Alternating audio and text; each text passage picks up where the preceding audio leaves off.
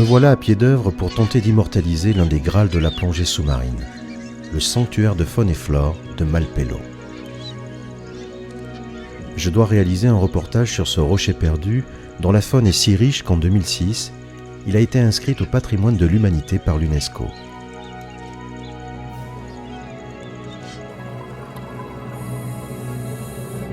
C'est l'un des hauts lieux de rencontre avec les squales les plus emblématiques du Pacifique Nord.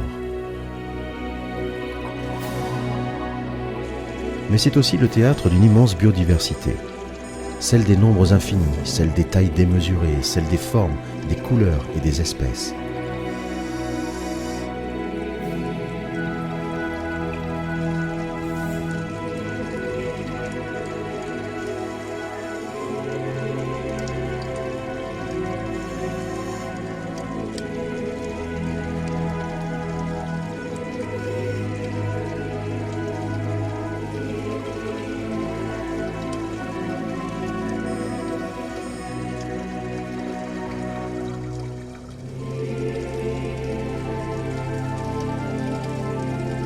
C'est aussi celle des rencontres improbables, comme ce requin rare et mystérieux, l'Odontaspis ferox, dont les scientifiques pensent que l'espèce pourrait être endémique de Malpelo. Dans les jours qui viennent, je vais tout mettre en œuvre pour essayer de le rencontrer. Seul petit problème, cet animal vit habituellement à plusieurs centaines de mètres de profondeur et ne remonte que très rarement près de la surface dans la zone où les plongeurs évoluent régulièrement. Si la nature semble vierge et si la vie explose partout dans le sanctuaire marin, une menace terrible plane sur l'île et sur ce tableau idyllique. Bien que Malpelo soit un parc protégé, les squales sont décimés. Ils sont pêchés par des braconniers à la solde d'organisations vivant du commerce très lucratif des ailerons de requins.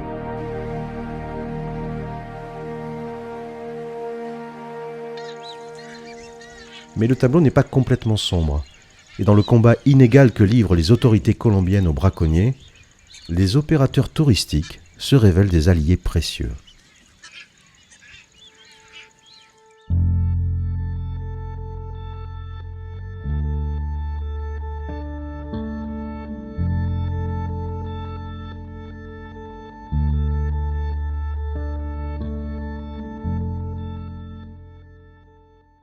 Malpelo, I like basically, I'm in love. It's the word that defines what I'm feeling every time I come here.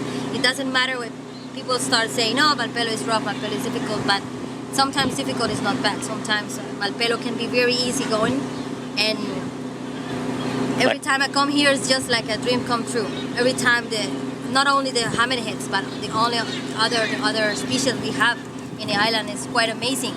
We have plenty of different landscapes under the water, just cleaning stations, wall dives, where you can find leather basses, you can find bluefin. And every time in the water you see something amazing.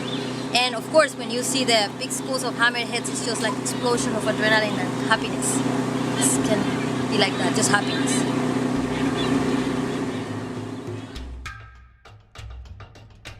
Malpelo est situé à près de 500 km à l'ouest des côtes pacifiques de la Colombie. C'est le sommet d'une crête volcanique sous-marine, entourée de fosses de plus de 4000 mètres de profondeur. Son plus haut sommet atteint une hauteur de 320 mètres. Sa superficie est de moins de 4 km². Une île si petite qu'il faut seulement quelques minutes pour en faire le tour en bateau.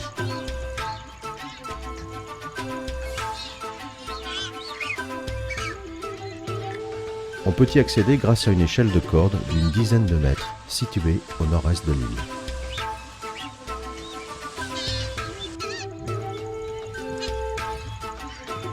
Malpelo ne possède pas de source d'eau, mais ses pics rocheux agissent comme de véritables condensateurs. Et quand le temps est couvert, l'eau ruisselle en permanence le long de ses flancs. Elle permet dans certains endroits de l'île l'émergence d'une végétation rudimentaire.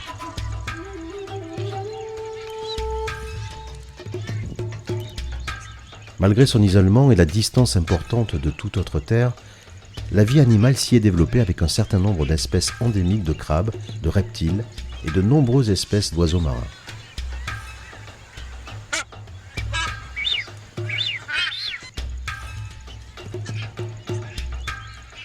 Parmi ceux-ci, c'est le fou de Grant, qu'on trouve en plus grand nombre avec une colonie permanente dépassant les 100 000 individus.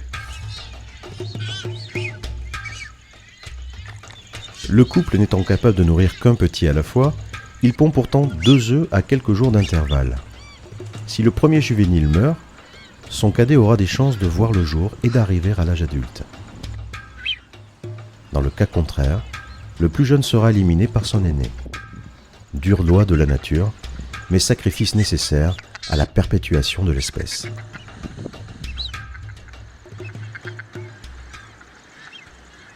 L'île est devenue un sanctuaire de faune et flore en 1995.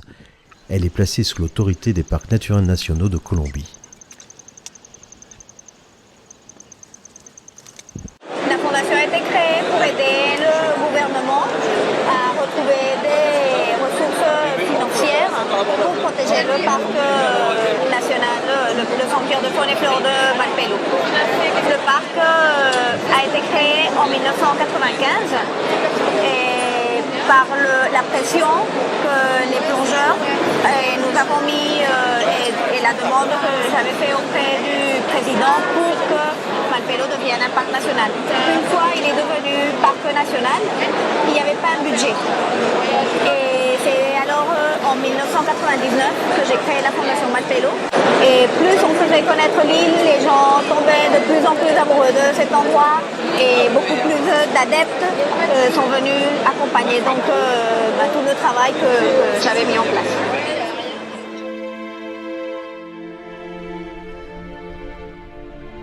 Depuis Panama, notre bus a suivi la côte pacifique pendant 4 heures et nous venons d'arriver à Puerto Motis. Nous avons l'impression d'être au bout du monde. Notre bateau, le Yemaya, est amarré dans un estuaire boueux. Pas vraiment une marina touristique, mais c'est tant mieux. L'endroit, authentique, dégage d'autant plus un parfum d'aventure.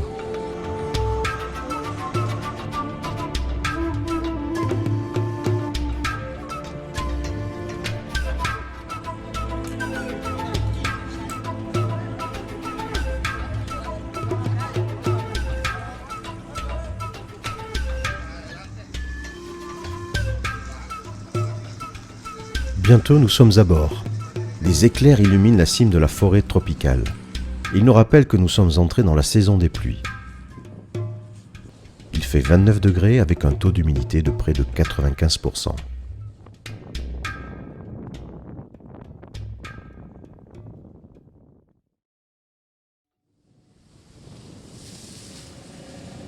Nous aimerions atteindre Malpelo au lever du jour et profiter de toute la journée pour plonger.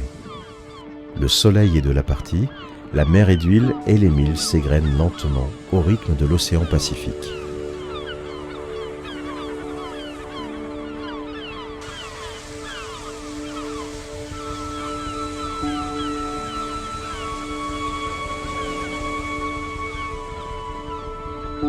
Nous approchons le rocher un peu avant l'aube. Une grande houle de sud-ouest bat la côte, mais le bateau est stable et ne bronche pas. L'ancrage étant interdit dans le sanctuaire, nous nous amarrons au mouillage permanent situé au nord-est de l'île.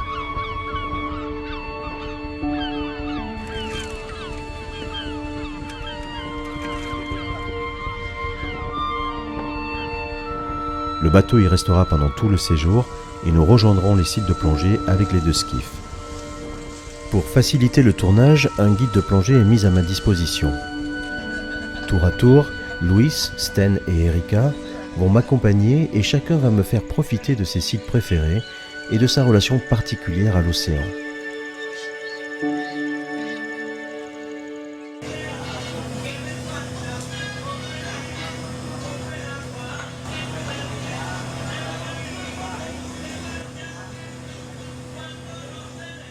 Dès notre arrivée, nous sommes rejoints par Javier, un ranger affecté au sanctuaire de Malpelo. Celui-ci passera 5 à 6 semaines consécutives sur l'île avec un petit groupe de militaires de l'armée de terre.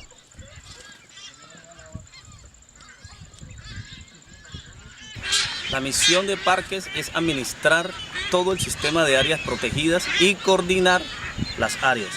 Mi misión es de regular, controlar y mitigar todas las presiones que afecten el área. Jaifir a été informé de ma venue. Il sait que j'ai obtenu une autorisation de filmer. Il va donc m'accompagner pendant toute la durée du séjour, à la fois sous l'eau et sur terre, et me fera partager sa connaissance intime de l'histoire de l'île et de la biologie des animaux.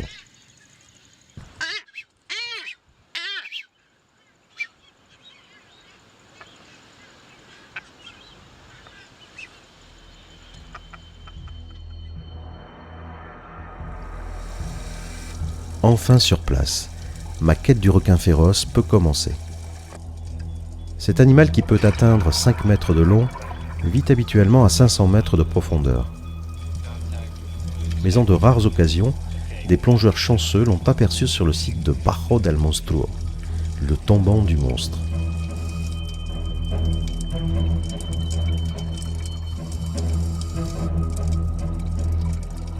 Pour réduire les risques d'accident, le nitrox est obligatoire pour les plongées loisirs à Malpelo. Ce mélange enrichi en oxygène permet de retarder l'apparition des paliers de décompression. En revanche, il réduit la profondeur maximale utilisable par les plongeurs. Si le féroce se montre, je veux pouvoir descendre aussi bas que nécessaire. Je décide donc de ne pas utiliser de nitrox et de plonger à l'air.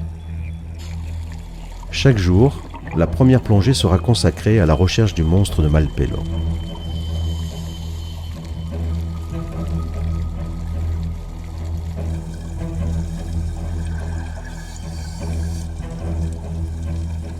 Nous nous positionnerons dos contre le rocher dans la zone des 50 mètres, tournés vers un talweg qui s'enfonce dans le bleu.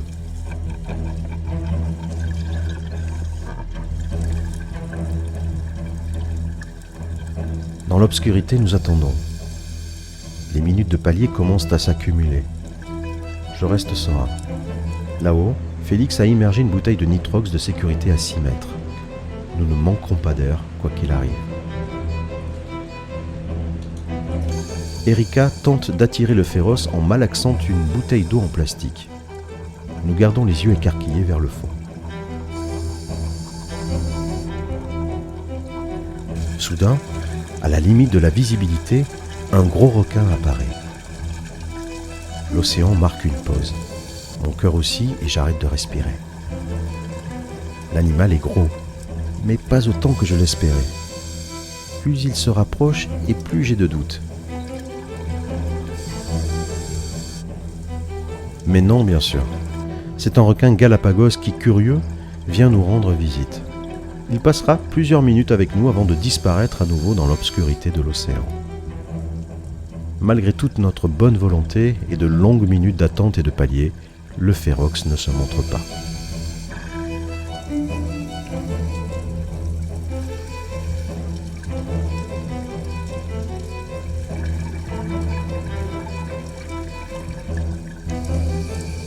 Dans les jours qui suivent, nous allons revivre la même scène et les mêmes émotions plusieurs fois. Mais je suis déterminé et je poursuivrai ma quête du monstre jusqu'au dernier jour de tournage.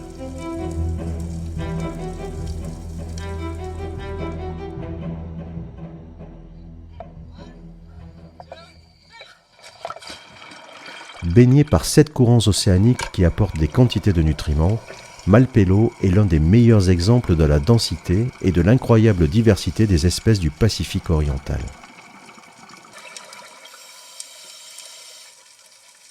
L'eau en surface est à 28 degrés. Nous traversons rapidement la thermocline à 25 mètres. La température a baissé de quelques degrés.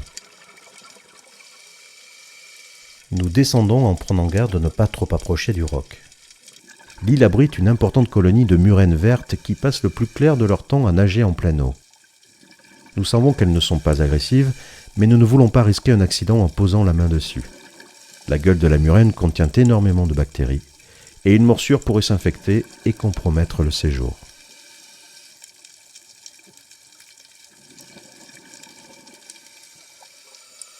À 35 mètres, nous nous installons devant une station de nettoyage. Des poissons papillons et des demoiselles royales s'affairent sur des carangues arc-en-ciel et des mérous cuir.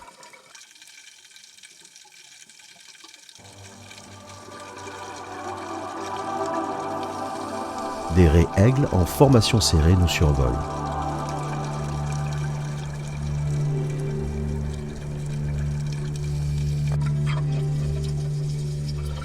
Un requin Galapagos, une espèce endémique de la région, défile tranquillement devant nous, des carangues travaillant sur sa queue. Je me dis qu'il y a longtemps que je n'ai vu de station de nettoyage aussi occupée, quand soudain, les premiers requins marteaux apparaissent. 1, puis 2, puis 5. J'ai l'impression d'être au balcon, à une représentation de l'océan, et que celui-ci me présente tour à tour ses plus beaux joyaux.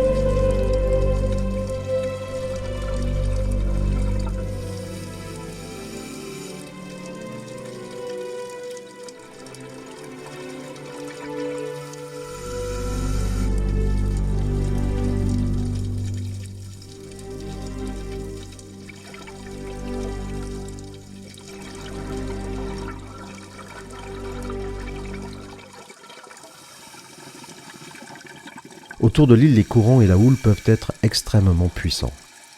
Nous remontons en nageant vers le large pour éviter le ressac du bord. J'espère que Félix, notre pilote, a suivi nos bulles qui éclatent en surface.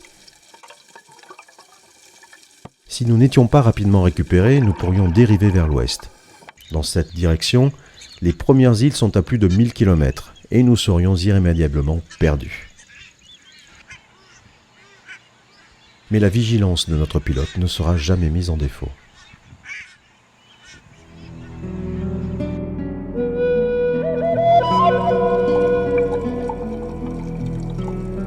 Nous sommes au milieu de notre séjour et les plongées à la recherche du requin féroce sont toujours aussi infructueuses.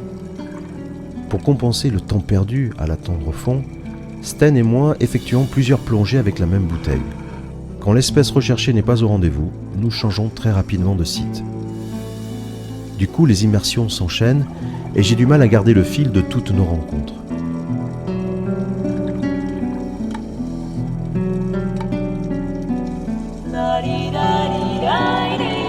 À D'Artagnan, nous découvrons une boule de carangue gros yeux. Sans qu'on sache très bien pourquoi, elles se rassemblent dans la journée en bancs stationnaires, pouvant atteindre plusieurs milliers d'individus de même taille, ressemblant à des clones.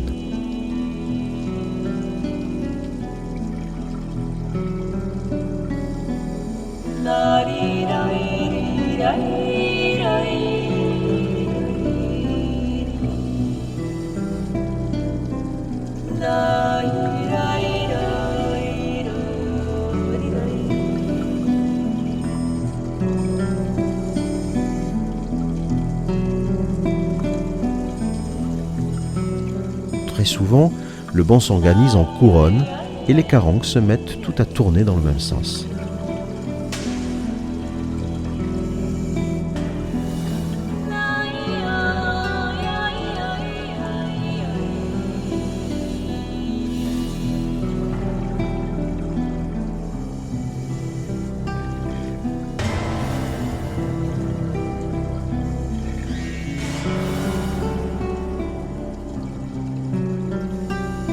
Contrairement à toutes les autres espèces de carangues qui chassent de jour, la carangue à gros yeux chasse et s'alimente de nuit. Le soir venu, elle se disperse.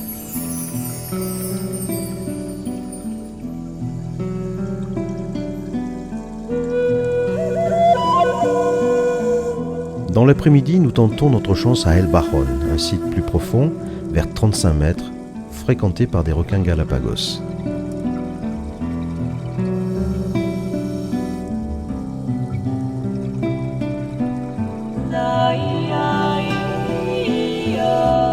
Attiré par le bruit d'une bouteille en plastique entre les mains expertes de Sten, 8 ou 9 gros spécimens arrivent très rapidement.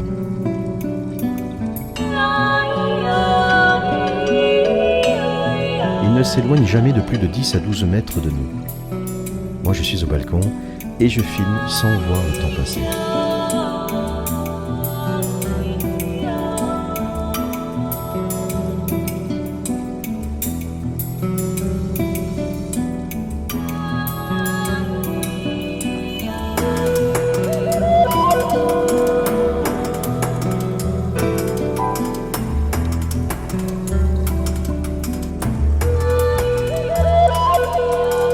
Bientôt mon ordinateur me rappelle que je ne suis pas un poisson et les minutes de palier commencent à s'accumuler. Nous décidons donc de remonter et de faire un autre site moins profond. Mais à Malpelo, même les paliers sont intéressants et le spectacle est permanent.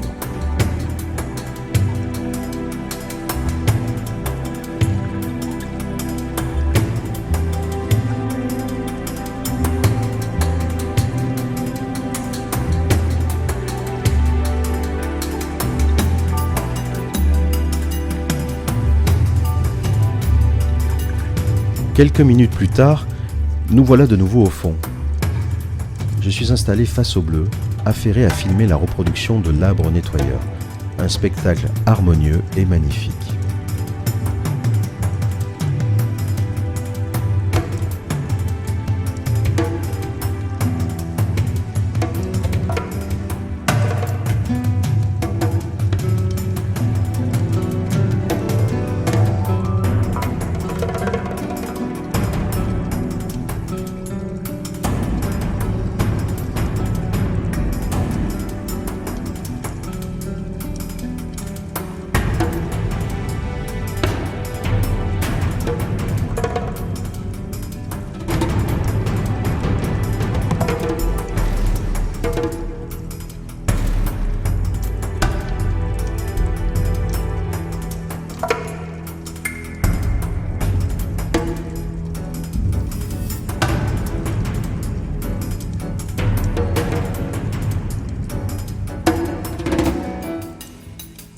Un requin-marteau apparaît à la périphérie de mon champ de vision et passe devant moi. On vous a toujours dit qu'il ne faut pas retenir sa respiration en plongée. C'est pourtant ce que je fais. À défaut, mon requin-marteau détalerait sans crier gare.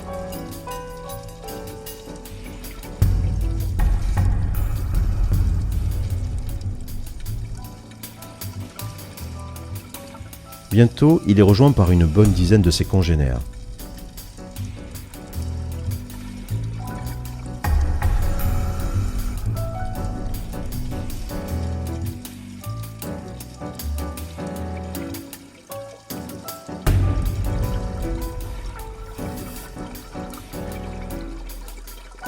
Malgré la faible profondeur, l'azote s'accumule et je recommence à prendre des minutes de palier.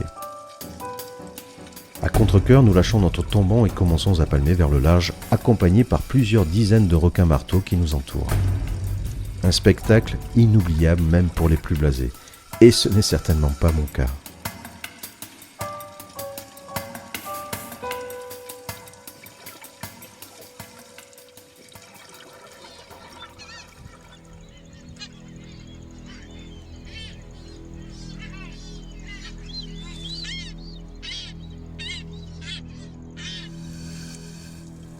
Sur le site d'Aquario, nous tombons nez à nez avec une autre espèce endémique du Pacifique oriental tropical, des Vivanoradi.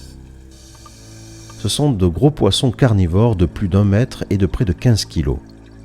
Ils se sont rassemblés dans un banc qui dépasse en taille tout ce que j'ai déjà vu.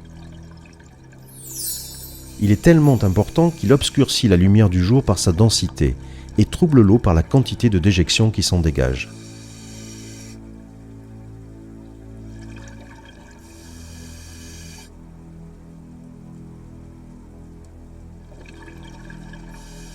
En voyant Sten nager vers eux d'un coup de palme décidé, je prie silencieusement pour que les prédateurs ne changent pas subitement de régime alimentaire.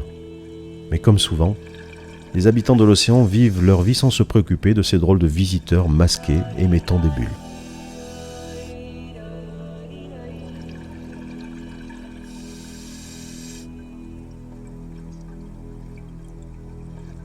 Au-dessus de nous, comme une escadrille de chasseurs, une bande de requins-marteaux nous survole.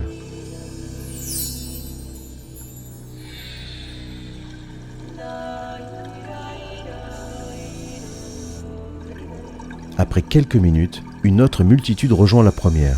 Il s'agit d'un banc comptant plusieurs milliers de bonites du Pacifique oriental, un autre prédateur carnivore.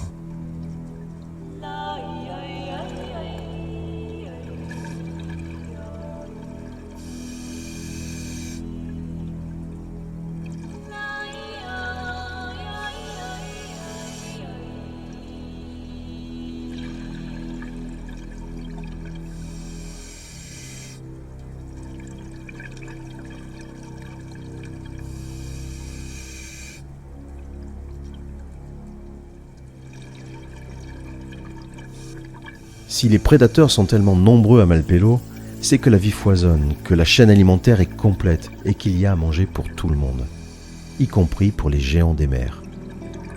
L'un d'eux, un requin-baleine de plus de 10 mètres, vient de passer juste au-dessus de ma tête, direction les Vivanos.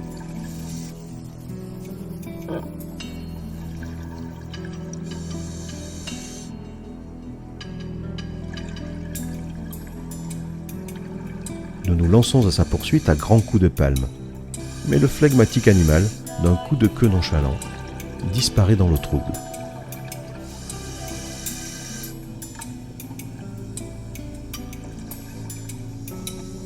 Quelques secondes plus tard, il jaillit du bleu et semble foncer droit sur moi.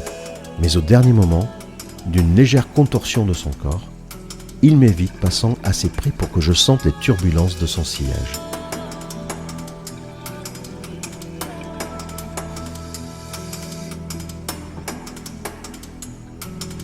Curieux et à vrai dire un peu encombrant, il va jouer avec nous pendant plus d'un quart d'heure.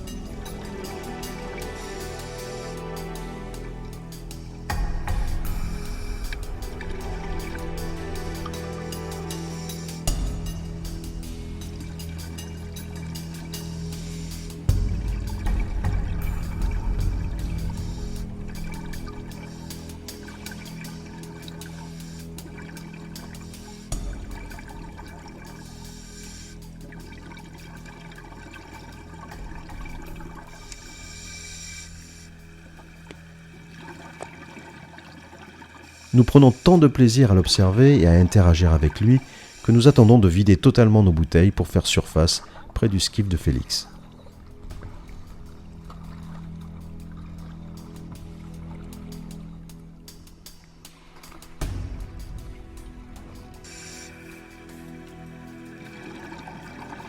Mais même là, le requin n'en a pas fini avec nous et après nous avoir accompagnés, il évoluera autour du bateau pendant de longues minutes après que nous soyons sortis de l'eau. C'est la première fois que j'observe ce comportement chez un requin-baleine et j'ai du mal à admettre que ces animaux ne sont que des poissons. De telles interactions ne se rencontrent habituellement que chez les mammifères marins.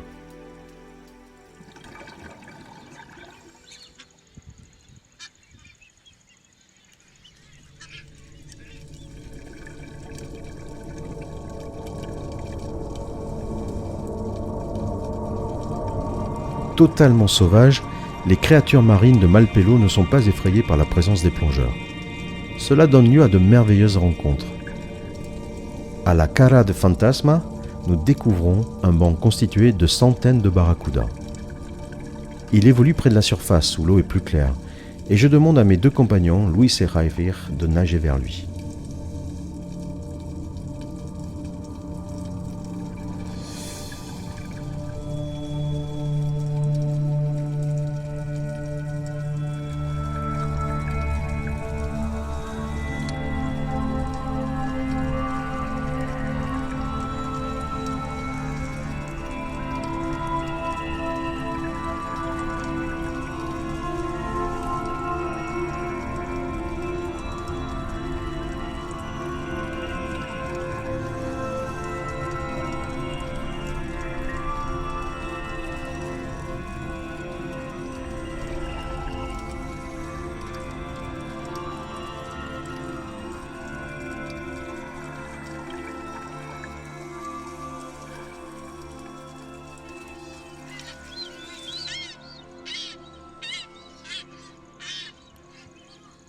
En sortant de l'eau, j'ai du mal à faire le bilan des plongées tant elles sont denses et variées.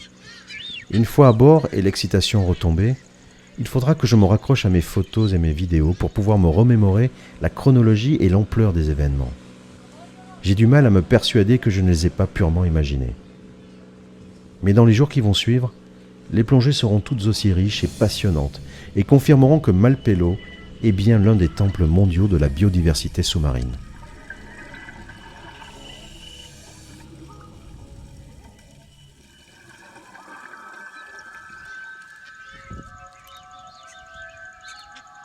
Sur l'océan, un objet flottant attire toujours la vie. Ce tronc d'arbre vient de dériver sur près de 500 km depuis le continent sud-américain, et au fil de son voyage, des locataires se sont installés dans son ombre. Cette boule de poisson en a attiré d'autres, qui à leur tour ont attiré les prédateurs venus festoyer.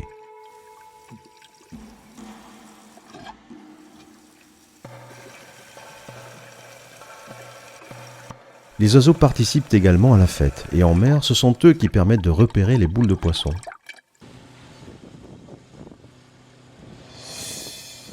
Sten et moi enfilons masques et palmes, et c'est reparti pour une bascule arrière, sans nos gilets stabilisateurs cette fois, faute d'air dans nos bouteilles. Dans l'eau, nous nous trouvons face à des centaines de requins soyeux. Ils sont appelés ainsi en raison de la texture lisse et brillante de leur peau. De couleur bronze, les soyeux sont rapides, curieux et insistants.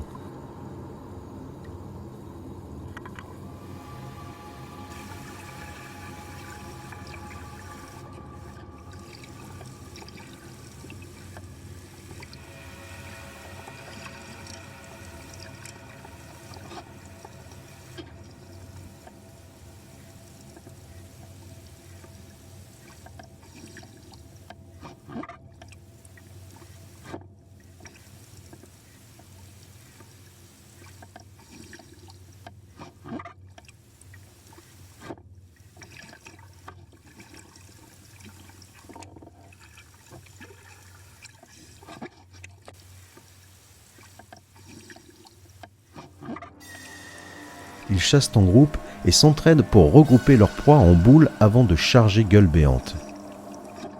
Mais celle-ci a été décimée.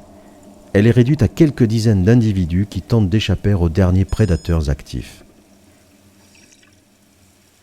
Dans un ultime réflexe de survie, pensant se mettre à l'abri, la boule fonce sur nous et nous entoure. Le meilleur moyen d'être mordu accidentellement est de s'interposer entre les squales et leurs proies habituelles.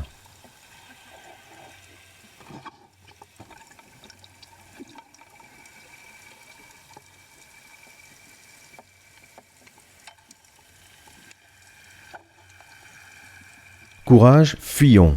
Prenons nos palmes à notre cou. Sten et moi tentons de nous écarter, mais il nous faudra plusieurs tentatives pour distancer les poissons paniqués et profiter du spectacle qui en est malheureusement au dernier acte.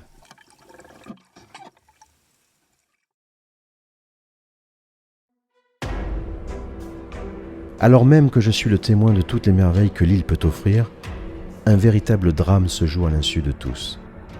Fort de sa réputation mondiale, le sanctuaire de Malpelo n'échappe pas à la convoitise et la cupidité de trusts organisés autour du commerce des ailerons de requins. Por ejemplo, tenemos la pesca ilegal. La pesca ilegal viene de nuestros vecinos del sur, que son Ecuador, Norte, Costa Rica y Panamá. Y tenemos embarcaciones también nacionales.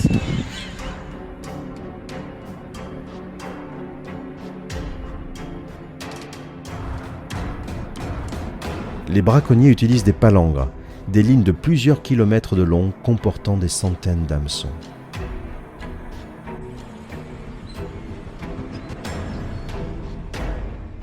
Aucun de nos pays, comme je le dis, ni le Costa Rica, ni la Colombie, ni l'Équateur, ni le Panama, voulons la pêche au requin. D'ailleurs, le Costa Rica a un arrêté comme quoi ils n'acceptent pas et ils interdisent la pêche du requin et la pêche pour les ailerons des requins.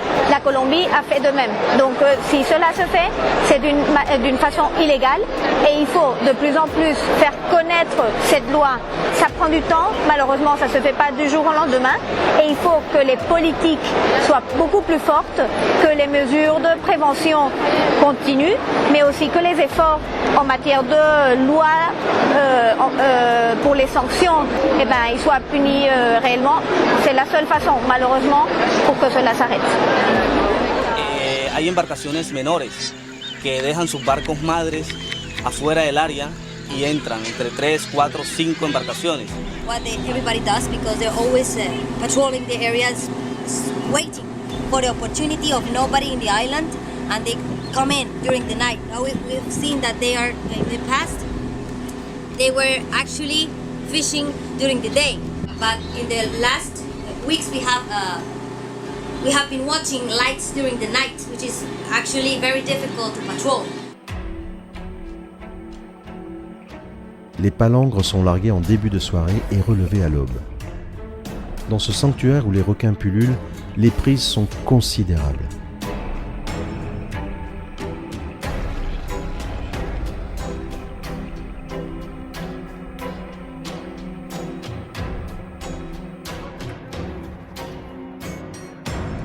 Mais les requins ne sont pas les seuls à souffrir de cette pêche non sélective. Des dauphins ou encore des espadons sont également capturés.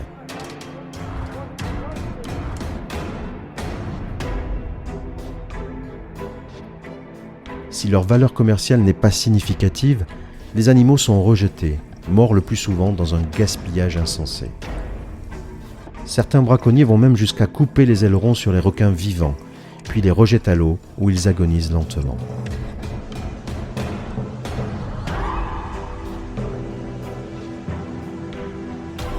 Ce qui motive ces braconniers ? Les énormes profits générés par ce commerce lucratif.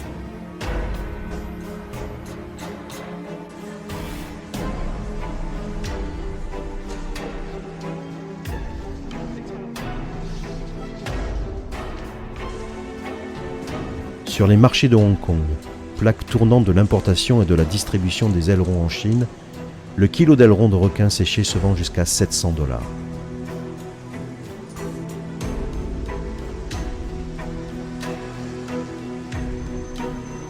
En raison de la demande chinoise pour les ailerons, les requins sont exterminés et les écosystèmes qu'ils régulent sont déstabilisés, menaçant la biodiversité marine.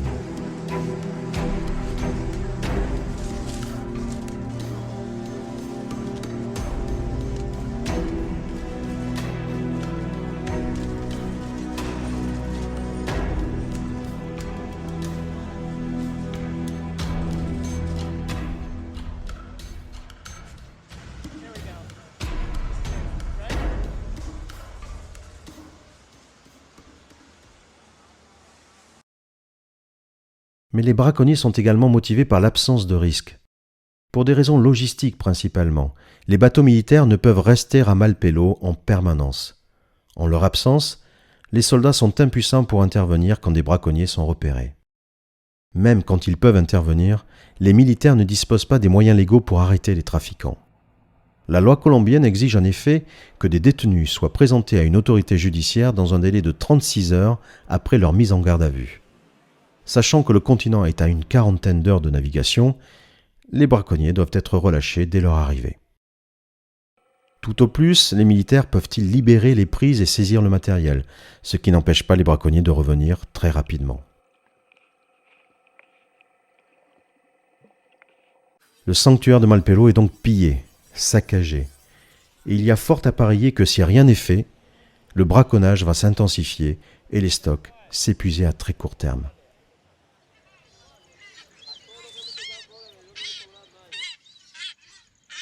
Assez étonnamment, les militaires se sont alliés aux opérateurs touristiques volontaires qui se révèlent une aide précieuse.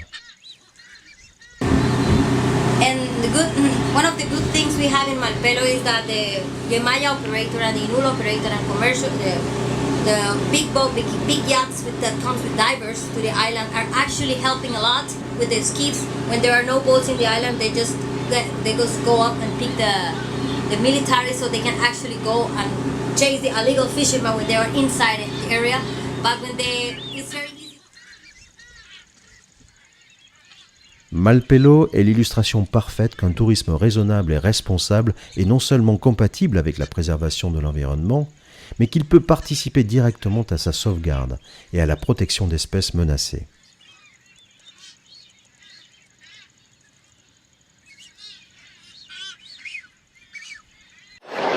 Il y a un temps pour que les choses se mettent en place. Malheureusement, pas si rapidement comme on voudrait que ça se fasse. Mais le plus important, et c'est ce que je sens, c'est qu'il y a beaucoup plus de conscience aujourd'hui envers la protection de l'environnement, envers la protection et la façon dont les gens voient, par exemple, les requins. Mais je pense qu'il faut aller plus loin encore. So these long lines that are actually the kind of devices they use to fish the sharks. These long lines are drift with the currents and taken to the island and get stuck to the rocks and to the pinnacles around the island, which not only represent a danger for even the species around the rock, but also for the divers that are actually in the water. So what we're doing with the rangers right now, everybody's cooperating right now, is to put these long lines away. It's really dangerous because they're crossing the South Islands in Malpelo, and you cannot see unless you are actually on the top of it. So it's a project that must be done right now, but if you know Malpelo, you know that taking long lines from south and from these kind of places are really quite dangerous situation, even for the rangers. Because of the swell, it's really strong most part of the year, and also the currents are really strong, and the whole operation represents a danger even for the people who's actually taking the long lines away from it. Le programme est ambitieux. Non seulement l'enlèvement des lignes est risqué pour les rangers, mais la tâche est gigantesque. Pendant les quelques 20 minutes qu'a duré le tournage de ces séquences, Erika et Raivir ont ramassé 77 mètres de lignes et quelques hameçons. Plusieurs kilomètres de palangres étaient encore prisonniers de la tête de roche après leur passage.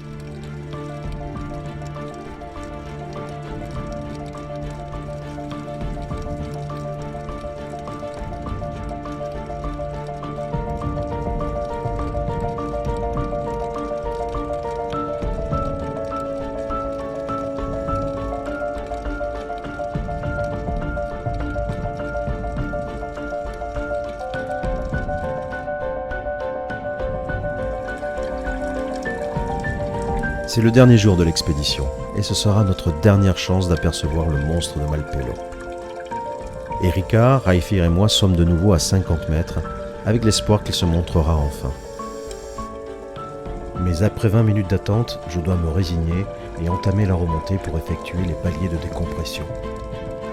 Une fois de plus, le féroce ne s'est pas montré.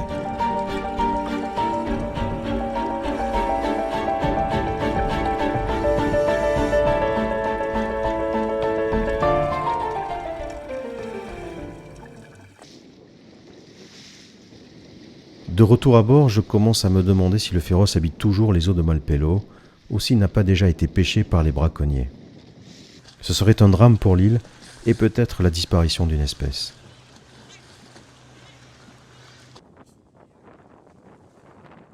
Une heure plus tard, la dernière palanquée rentre au bateau. Ils affirment avoir vu le féroce par 25 mètres de fond. Je n'arrive pas à le croire et je pense immédiatement à une mauvaise blague de mes compagnons de voyage. mais l'une des plongeuses a pu le filmer avec sa petite caméra compacte. C'est bien lui, l'Odontaspis ferox, le monstre de Malpelo. Sur les images, on découvre un très gros animal, majestueux, évoluant sans crainte des plongeurs qui l'entourent. J'en suis tellement heureux. Voici la réponse à mes questions. L'animal mythique est bien vivant. Il fait encore partie de la légende de l'île de Malpelo et les scientifiques vont pouvoir continuer leurs recherches.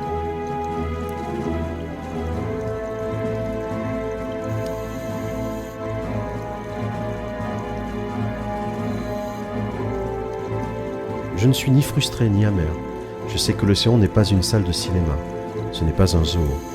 C'est un espace ouvert sans frontières, sans barrières dont les habitants vont et viennent en totale liberté. Certaines fois, ils s'offrent à vous. En d'autres occasions, ils décident de ne pas le faire. Avec l'océan, il faut faire preuve de patience, d'humilité et de philosophie.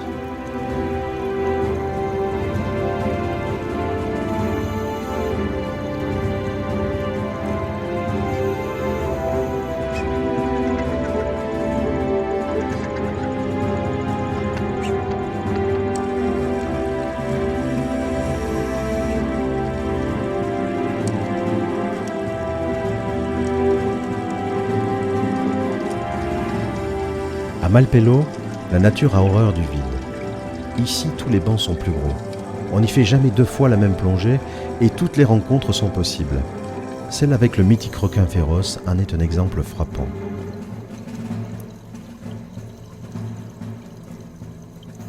Qu'il s'agisse de requins ou d'autres animaux marins, la vie sauvage s'est multipliée à l'infini.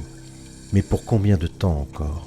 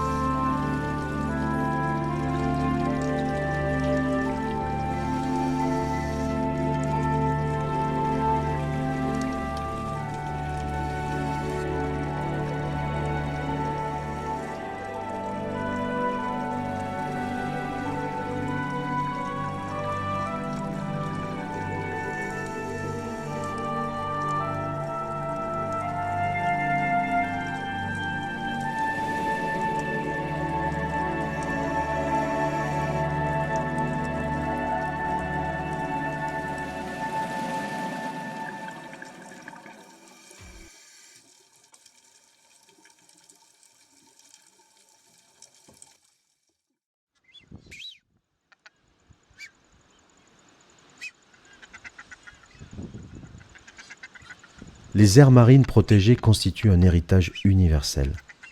Elles sont les sanctuaires de la diversité et de la santé des écosystèmes océaniques. La communauté internationale doit se rendre compte que la création d'aires protégées n'est pas une fin en soi.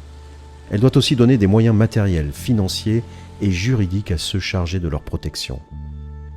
La préservation de Malpelo passe par un effort collectif et par une lutte coordonnée contre la pêche illégale et le commerce des ailerons de requins dans le monde. J'espère que ces images permettront de participer à cette prise de conscience.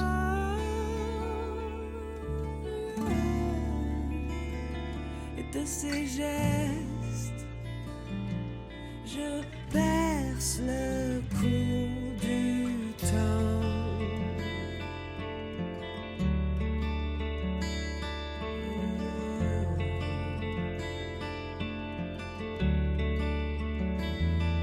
Habité par les doutes et les mystères d'un charme brisé par l'errance et les questions que je traîne.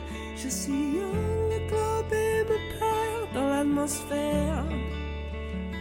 Dès lors je me recueille dans mon jardin d'Éden et je me mens. Derrière mes pas